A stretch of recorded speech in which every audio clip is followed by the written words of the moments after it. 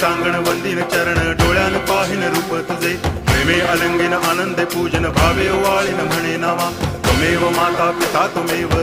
बंधुश्च सखा त्वमेव विद्या करुणं त्वमेव सर्वं मम देव कायेन वाचा मनसेन्द्रियैर्वा बुद्ध्यात्मना वा प्रकृति स्वभावात् करोमि यद्यत् सकलं परस्मै नारायणायति समर्पयामि अच्युतं केशवं रामनारायणं कृष्णदामोदरं वासुदेवं हरि गिरिधरं माधवं गोपिकावल्लभं जानकीनायकं रामचन्द्रं भजे हरे राम राम